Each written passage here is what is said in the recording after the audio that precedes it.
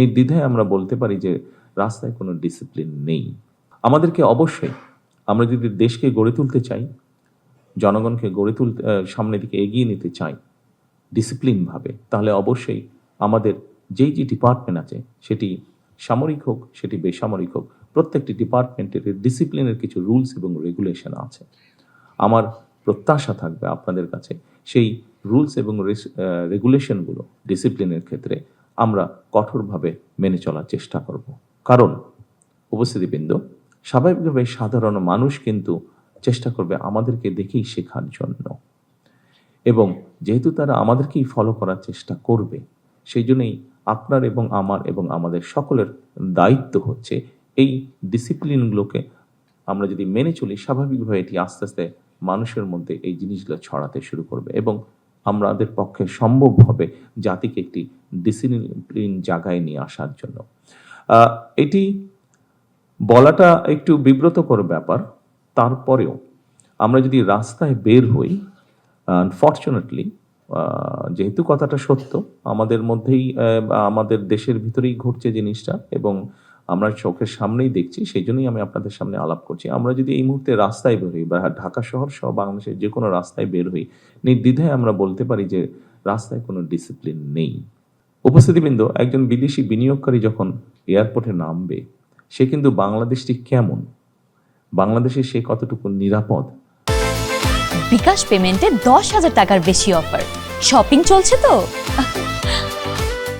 বাংলাদেশে কতটুকু সে কিভাবে চলতে পারবে, কিভাবে সে এখানে বিনিয়োগ সহ যে কোনো কাজ সহজভাবে করতে পারবে, এটি সে রাস্তায় বের হলেই বুঝতে পারবে যে বুদ্ধিমান লোক। সেই জন্যই আমি বলেছি যে ডিসিপ্লিনটা অত্যন্ত গুরুত্বপূর্ণ। আমি রাস্তার ডিসিপ্লিনটা আপনাদেরকে উদাহরণ দিয়ে বোঝানোর চেষ্টা করেছি। এরকম অবস্থা সোজা বাংলায় যেটাকে বলে অনেকটা হয়তো হজবরল, এরকম একটা শব্দ আমরা ব্যবহার করি, এরকম অবস্থা হয়তো আমাদের রাষ্ট্রের বিভিন্ন জায়গায় আছে। আমাদের দায়িত্ব সেই বিষয়গুলোকে ধীরে ধীরে, একদিনে হবে না কোনো বিষয়, ধীরে ধীরে সেই বিষয়গুলোকে ঠিক করে নিয়ে আসা। আপনারা এখানে অনেকেরই আপনাদের সৌভাগ্য হয়েছে, কম বেশি হয়তো অনেকেরই সৌভাগ্য হয়েছে, বিশেষ করে যারা কর্মকর্তাবৃন্দ আছেন, পৃথিবীর ভালো ভালো দেশগুলো সফর করার। যে সকল ভালো ভালো দেশে আপনারা সফর করেছেন, আপনাদের কাজের জন্যই আপনারা সফর করেছেন হয়তো অধিকাংশ ক্ষেত্রে। নিশ্চয়ই মানুষ হিসাবে যখন আপনি সেই দেশগুলোতে গিয়েছেন, আপনি একজন কর্মকর্তা হিসাবে গিয়েছেন, বাংলাদেশের সরকারের কর্মকর্তা হিসাবে হয়তো সরকারি কাজে গিয়েছেন, কিন্তু একটা সময় তো আপনি মানুষ হিসাবেও চিন্তা ভাবনার সুযোগ পেয়েছেন।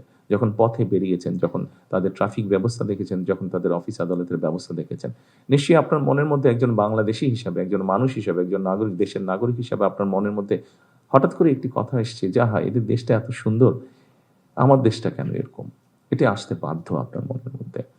উপস্থিতিবৃন্দ, যেই দেশটিকে নিয়ে আপনি আফসোস করেছেন, এই দেশটিতেও মানুষ আছে, এবং যেই দেশটিকে আপনি উদাহরণ হিসাবে চিন্তা করছেন, সেই দেশটিতেও মানুষ আছে।